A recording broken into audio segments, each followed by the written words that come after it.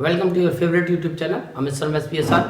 और आज हमारी इलेक्ट्रिसिटी की नेक्स्ट वीडियो है और इस वीडियो में हम बात करेंगे रेसिस्टिविटी की। और रेसिस्टिविटी के न्यूमेरिकल्स में थोड़ी प्रॉब्लम होती है कैलकुलेशंस की वजह से, तो मैं तुम्हें कुछ इसके न्यूमेरिकल्स भी करके दिखाऊंगा और तुम्हें उनको फॉलो करना है कि कैलकुलेशंस का स्टाइल वही रखना है जो मेरा स्टाइल होगा। फिलहाल सबसे पहले हम बात करेंगे रेसिस्टिविटी, उसके लिए जाना पड़ेगा रेसिस्टेंस।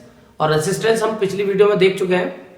और रेसिस्टेंस का मतलब जो फ्लो ऑफ चार्ज होता है किसी मेटल कंडक्टर वायर में, उसको जो अपोज करती है एक ऐसी इनविजिबल फोर्स जो उस फ्लो को रोकेगी, उसको हमने नाम दिया था रेसिस्टेंस का। और ये रेसिस्टेंस हम प्रोवाइड कराते हैं रेसिस्टर्स के थ्रू। रेसिस्टर्स रेसिस्टेंस प्रोवाइड कराने का काम करते हैं। और रेसिस्टिविटी उससे थोड़ी डिफरेंट है, क्योंकि यहां रेसिस्टेंस को अगर हम ध्यान से देखें तो resistance is directly proportional to length. Resistance length के डायरेक्टली प्रोपोर्शनल होता है, यानी कि अगर हम वायर की लेंथ बढ़ाते हैं तो रेसिस्टेंस बढ़ जाता है, और वायर की लेंथ कम करते हैं तो रेसिस्टेंस कम हो जाता है, यानी कंडक्टिविटी बढ़ जाती है। इसके अलावा resistance is inversely proportional to area. जो एरिया ऑफ क्रॉस सेक्शन है हमारे वायर का, क्योंकि वायर एक सिलेंडर होता है और सिलेंडर का क्रॉस सेक्शन एक सर्कल होता है, यानी कि अगर एरिया ज्यादा होगा तो रेसिस्टेंस कम होगा। मींस एरिया के इनवर्सली प्रोपोर्शनल है, यानी एरिया को अगर हम कम करेंगे तो रेसिस्टेंस बढ़ जाएगा और एरिया को बढ़ाएंगे तो रेसिस्टेंस कम हो जाएगा। एरिया बढ़ाने पे रेसिस्टेंस, यानी मोटा वायर होगा तो रेसिस्टेंस कम होगा और पतला वायर होगा तो रेसिस्टेंस हाई होगा। यानी कुल मिला के जो पतले वायर है और लंबे वायर है उनके रेसिस्टेंस हाई होते हैं, और जो मोटे वायर हैं और छोटे वायर हैं उनके रेसिस्टेंस कम होते हैं, यानी गुड कंडक्टर्स। क्योंकि रेसिस्टिविटी के बेस पे, रेसिस्टेंस के बेस पे हम कंडक्टिविटी को भी कनेक्ट कर सकते हैं कि जिनका रेसिस्टेंस कम है, इसका मतलब अच्छे कंडक्टर्स हैं, उनमें फ्लो ऑफ चार्ज फ्लो अच्छे से हो जाएगा। और जिनका रेसिस्टेंस हाई है उनकी जो कंडक्टिविटी है वो लो होगी, यानी कि वो चले जाएंगे बैड कंडक्टर्स की तरफ। इसके अलावा रेसिस्टिविटी को अगर हम देखें तो इन दोनों को कनेक्ट करने पे, अगर हम इन दोनों इक्वेशंस को कंबाइन करते हैं फर्स्ट और सेकंड को, तो हमें एक रिजल्ट मिलता है resistance is directly proportional to length and inversely proportional to area. और अगर इसको हम हटाते हैं प्रोपोर्शनल के साइन को, तो एक कांस्टेंट ऑफ प्रोपोर्शनलिटी अगर हम लेते हैं, वो रो लेते हैं, रो RHO रो, तो इसी को हम बोलते हैं रेसिस्टिविटी, यानी कि रेसिस्टेंस की छोटी बहन रेसिस्टिविटी। और इसकी जो SI यूनिट होती है वो ओम मीटर होती है। SI unit ohm metre. और इस रेसिस्टिविटी को अगर हम कैलकुलेट करना चाहें तो इसका एक फार्मूला भी हम यहां से बना सकते हैं। इसको क्रॉस मल्टीप्लाई करें तो A इधर आ जाएगा, RA/L, ये हमारा फॉर्मूला बन गया। और अगर इस फॉर्मूले को हम यहां देखें कि ये जो रेसिस्टेंस है, इसमें जो रेसिस्टेंस यूज हो रहा है उसको अगर हम फोकस करें तो वो रेसिस्टिविटी के इक्वल हो जाता है इन केस कि हम लेंथ को 1 यूनिट कर दें और एरिया को हम 1 यूनिट स्क्वायर कर दें। यानी कि अगर हमने एक ऐसा वायर लिया जिसकी लेंथ यूनिट है और जिसका एरिया यूनिट स्क्वायर है, तो उस केस में जो उस वायर का रेसिस्टेंस होगा वही उसकी रेसिस्टिविटी कहलाती है। यानी यूनिट लेंथ और unit area of cross section का जो वायर होता है उसकी रेसिस्टिविटी उसके रेसिस्टेंस के इक्वल होती है। तो कुल मिला के ये जो रेसिस्टिविटी है वो एक पर्टिकुलरली कैरेक्टरिस्टिक है एक किसी भी मेटल कंडक्टिंग वायर की, और वो केवल 2 चीजों पर डिपेंड करेगी, मटेरियल ऑफ द मेटल, वो मटेरियल जिस मेटल का वायर बना उसका मटेरियल की रेसिस्टिविटी पर्टिकुलरली फिक्स होगी, उस पर डिपेंड करेगी, प्लस टेम्परेचर। यानी 2 ही चीजों पे डिपेंड करती है, मटेरियल पे और टेम्परेचर पे। इसके अलावा लेंथ एरिया पे डिपेंड नहीं करती, और ये एक पर्टिकुलर उसकी कैरेक्टरिस्टिक है। इसके अलावा हमें एक चीज और ध्यान रखनी होती है कि जो रेसिस्टिविटी होती है मेटल और एलॉयज की, वो कंपैरेटिवली थोड़ी लो होती है। यानी 10 to the power -8 से 10 to the power -6 के बीच में लाइज करती है। 10 to the power -8 और 10 to the power -6 के बीच में जो रेसिस्टिविटी मेटल्स और एलॉयज की है वो लाइज करेगी, यानी काफ़ी कम होती है। इसके कंपैरिजन में इंसुलेटर्स होते हैं जिसमें हमारी रबर, ग्लास वगैरह ये सब आएंगे, उन इंसुलेटर्स की कंपैरेटिवली थोड़ी हाई होती है और लगभग 10 की पावर 12 से 10 की पावर 17 के बीच में लाइज करेगी। ओम मीटर अंडरस्टूड है, ओम मीटर में होती है। तो फाइनली जो रेसिस्टिविटी है वो मेटल्स और एलॉयज की कम होती है और जो इंसुलेटर्स हैं उनकी हाई होती है। यहाँ पे हमें एक बात ध्यान रखनी पड़ती है, हमारे पास क्वेश्चन भी है बुक में एनसीईआरटी में, कि जो एलॉयज हैं क्योंकि वो मेटल से बनाई जाती हैं, उनमें भी अगर हम डिफरेंशिएट करें तो मेटल्स की कम होती है, एलॉयज की थोड़ी ज़्यादा होती है। जबकि मेटल्स से ही एलॉय बनाए जाते हैं। तो ये इसका रीजन है कि जब मेटल्स को हम मेल्ट करते हैं बहुत हाई टेम्परेचर पे, उसके बाद उनको फिर मिक्स करके एलॉय बनाते हैं तो उनकी रेसिस्टिविटी ऑटोमेटिक बढ़ जाती है क्योंकि टेम्परेचर से कनेक्ट होती है ये।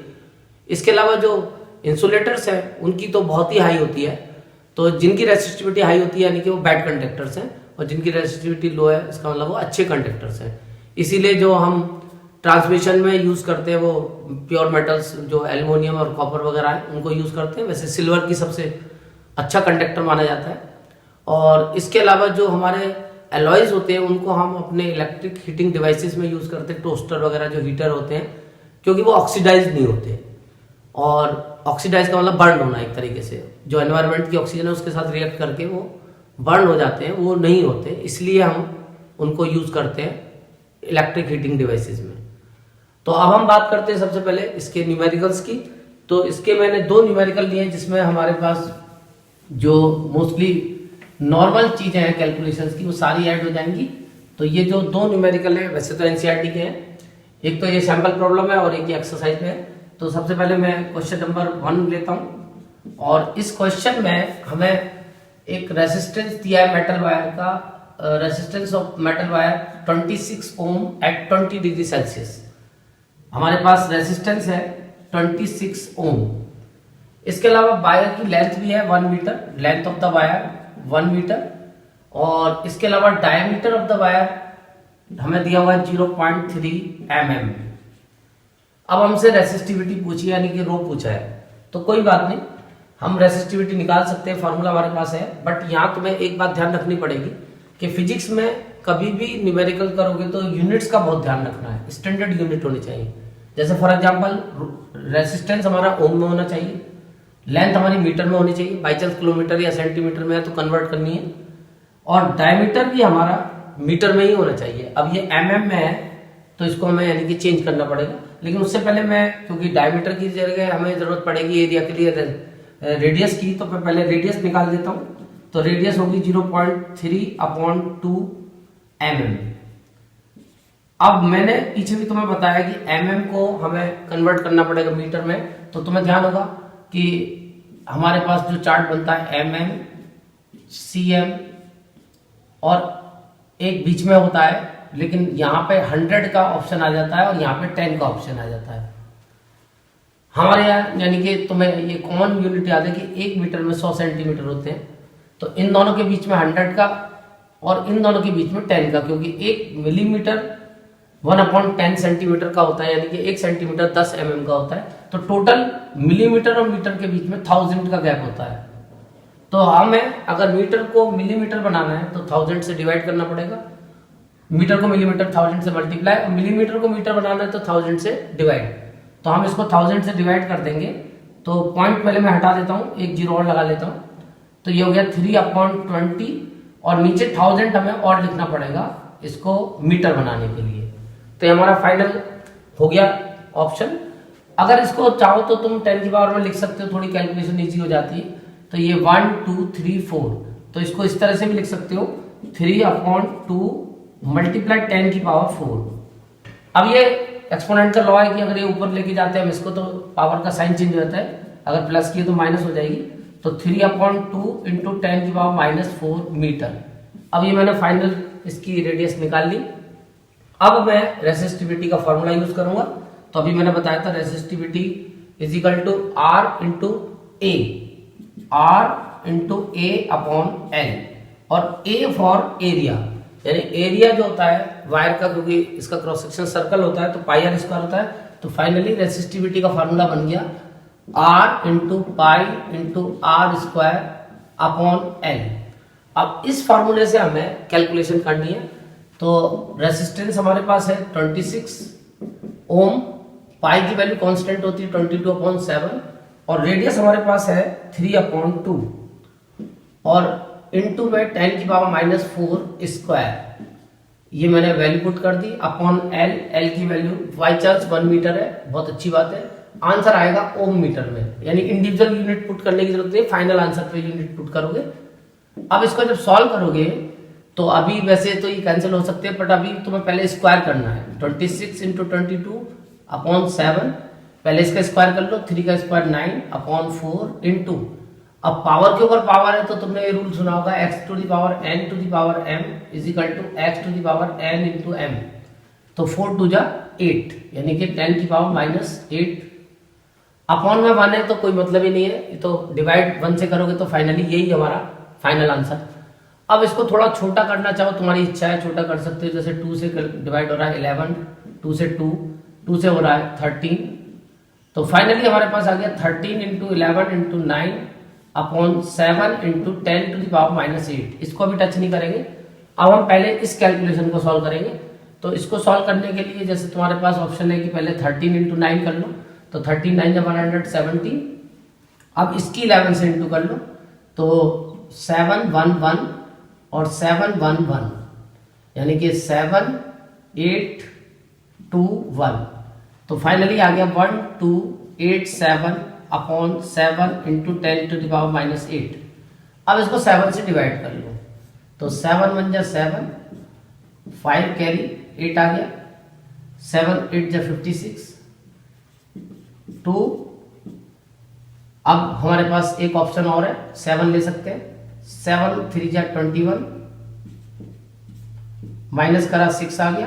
अब हमारे पास कुछ नहीं है तो डेसिमल हम यूज कर सकते हैं, और डेसिमल यूज करने के बाद हमारे पास ऑप्शन है कि हम यहाँ पे 0 ले सकते हैं। 7 8 जा 56, 4 0 ले लिया, 7 5 जा 35, 5 0 ले लिया, 7 7 जा 49। तो इतना बहुत है, यानी कि 183.857 into 10 to the power -8 ohm metre. अभी हमारे पास रूल होता है साइंस में, जब हम फिजिक्स या केमिस्ट्री में या कहीं आंसर देते हैं पावर में, 10 की पावर अगर हमारे पास होती है तो ये रूल होता है कि हमें जो डेसिमल को होता है वो फर्स्ट नंबर के बाद रखना होता है। और जब हम इसको फर्स्ट नंबर के बाद रखेंगे, जो भी फर्स्ट नंबर होगा हमारा फर्स्ट डिजिट तो 1 है, इसके बाद ही रखना है। तो हमें इसको आंसर को इस तरह से लिखना है 1.83857। अब लेकिन ये हमने अपनी मर्जी से डेसिमल को 2 प्लेस इधर शिफ्ट किया है, तो उतनी पावर हमें यहाँ पे जितने प्लेस शिफ्ट करेंगे अगर इसको लेफ्ट साइड, तो उतनी पावर प्लस में ऐड करनी पड़ेगी। तो हमने 2 प्लेस किया है तो 2 पावर प्लस कर देंगे, तो final answer 1.83857 into 10 to the power -6 ohm metre. वैसे तो आंसर आ गया, पर थोड़ा सा अच्छा नहीं लग रहा, डेसिमल को 2 प्लेस तक दे दो, इतना लंबा आंसर देने की जरूरत नहीं है। तो थर्ड डिजिट को देखो, अगर थर्ड डिजिट हमारी 5 से ग्रेटर है, 5 है, तो 1 ऐड करके हटा दो, तो आंसर हुआ 1.84 into 10 to the power -6 ohm metre. तो ये हमारा फाइनल रेसिस्टिविटी इसकी आ गई, और तुम्हें इसी तरीके से कैलकुलेशन करनी है। अभी एक क्वेश्चन और है मेरे पास, यहाँ पे आपकी बार मैं रेसिस्टिविटी दे रखी है और कुछ और निकालना होगा। ये एक्सरसाइज में क्वेश्चन दिया हुआ है, तो इस क्वेश्चन को करने के लिए भी हमारे पास फार्मूला तो वही रहेगा, बस ये कि कैलकुलेशन थोड़ी सी चेंज हो जाएंगी। और इस कैलकुलेशन को अगर हम ध्यान से देखें तो हमारे पास अब क्वेश्चन है आंसर नंबर 2। इसमें हमें एक मेटल वायर दिया है और उसका डायमीटर दिया है, यानी diameter of the wire 0.5 mm। तो पहले मैं इसी को कर लेता हूं, तो 5/10 इंटू, अब mm को अभी मैंने बताया कि अगर तुम्हें mm को मीटर बनाना है तो 1000 से डिवाइड करना पड़ेगा। अब ये मीटर बन चुका है, बट इसको क्योंकि रेडियस बनाना है तो रेडियस में हाफ से और इंटू करनी पड़ेगी, और इसको कैंसिल करोगे तो 1/2 इंटू 10 की पावर -3। यानी फाइनली ये आर आ गई 1/4 इंटू 10⁻³ मीटर। तो इस तरह से हमने कैलकुलेट कर लिया। फ्रैक्शन रहने दो, डेसिमल में तुम्हें दिक्कत ज्यादा होगी। अब तुम्हें रेसिस्टिविटी मेटल की दी हुई है, इसमें रो दिया हुआ है 1.6 इंटू 10⁻⁸ ओम मीटर। इसके अलावा तुम्हें लेंथ ऑफ द वायर पूछी है, रेसिस्टेंस भी दिया है, रेसिस्टेंस भी दिया है तुम्हें 10 ओम। अब तुम अपनी लेंथ को निकालना चाहते हो और वायर की, तो फार्मूला तुम्हारे पास वही है जो अभी मैंने बताया था, resistivity is equal to RA/L। But इसमें हमें L निकालनी है, तो उसको इंटरचेंज करेंगे क्रॉस मल्टीप्लाई करके, तो L इज इक्वल टू आ जाएगी RA/L, RA/ρ। यानी आंसर सब इसी फार्मूले से आएंगे। कभी कुछ पूछेंगे, कभी कुछ पूछेंगे। हो सकता है कल को क्वेश्चन आएगा उसमें रेडियस पूछ लेंगे, हो सकता है किसी क्वेश्चन में रेसिस्टेंस पूछ लेंगे, आएगा सब इसी से। अब रेसिस्टेंस हमारे पास है 10, एरिया तुम्हें पता ही है πr² यानी 22/7 इंटू R की वैल्यू हमारे पास 1/4 इंटू 10⁻³ स्क्वायर अपॉन रो की वैल्यू हमारे पास है, रेसिस्टिविटी हमें दी हुई थी 1.6 इंटू 10⁻⁸। बस अब ये कैलकुलेशन हमें करनी है, तो कोई टेंशन नहीं है, जल्दबाजी कुछ नहीं करनी है, बिल्कुल पेशेंसली काम करना है।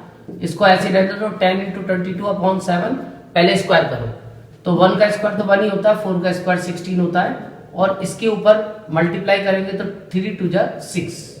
नीचे आ जाओ, नीचे आओगे तो नीचे आने पे ये 1.6 इंटू 10⁻⁸। अब ये जो 10 की पावर है इसको एक जगह लेके सॉल्व कर लो, तो ये माइनस की ऊपर जाएगी, इसके साथ सॉल्व होगी तो ये प्लस में चली जाएगी, साइन चेंज हो जाएगा। और फाइनली हमारे पास ये चाहो तो डेसिमल हटा सकते हो, ये नीचे 10 लगा दो, तो ये जब ऊपर जाके हो गया तो 10 इंटू 22 इंटू 1/7 इंटू 16, ये तो मैंने एज इट इज लिख दिया है। अब इसके बाद जो हमारी ये नीचे वाला फ्रैक्शन था, ये 16/10, ये जब मल्टीप्लाई में जाएगा रेसिप्रोकल हो जाएगा 10/16, और फाइनली ये वाली पावर इसके साथ जाके ऐड हो जाएगी -6 + 8। ये हमारी फाइनल कैलकुलेशन हो गई। अब इसको सॉल्व कैसे करोगे, तो सॉल्व करने में देखो 10 की तो कोई टेंशन ही नहीं है, 10 तो सब इसके साथ सॉल्व हो जाएंगे, अभी और सॉल्व हो सकते हैं। अब तुम इसको सॉल्व कर सकते हो, जैसे 2 से कैंसिल करा 11 और 2 से 8। अभी तुम्हारे पास ऑप्शन है, चलो 10 से भी चाहो तो कैंसिल कर लो, कोई दिक्कत नहीं है। 10 से ये 2 5 और 2 से 4, और भी कैंसिल, ये 2 से 5 और 2 से 8।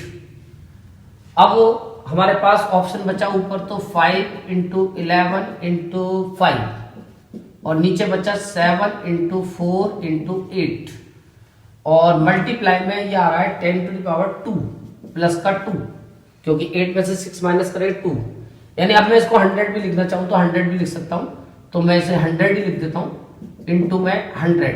अब ये और कैंसिल हो सकता है, देखो 4 से 25 टाइम्स कैंसिल हो सकता है, 4 से 25 कैंसिल हुआ, और अभी बस और कोई ऑप्शन नहीं है।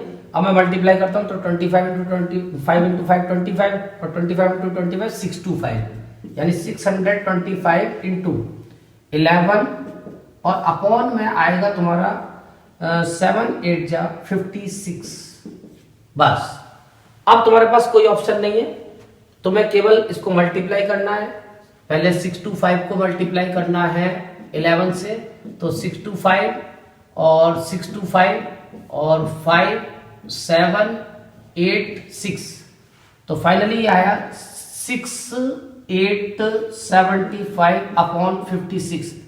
वैसे तो अब तुम्हें ये केवल डिवाइड करना है, और यहाँ पे कोई ऑप्शन नहीं है, तुम्हारे पास शॉर्टकट कुछ नहीं है, ये तुम्हें डिवाइड करना ही पड़ेगा। 56 से इस 6875 को डिवाइड ही करना पड़ेगा, 1 टाइम जाएगा 56, 8 - 6 2 और 1 कैरी आएगा 7।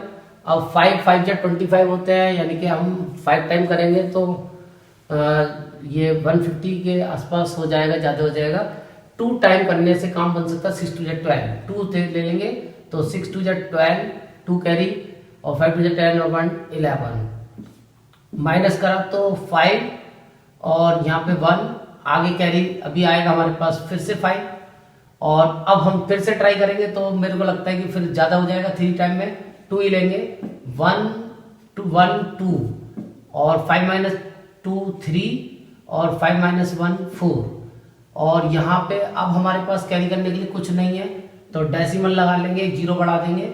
अब वो 5 से फिर करेंगे तो 5 से ये जाएगा करीब 8 5 जा 40 और 8 6 जा 48, ज़्यादा हो जाएगा, 7 टाइम जाएगा।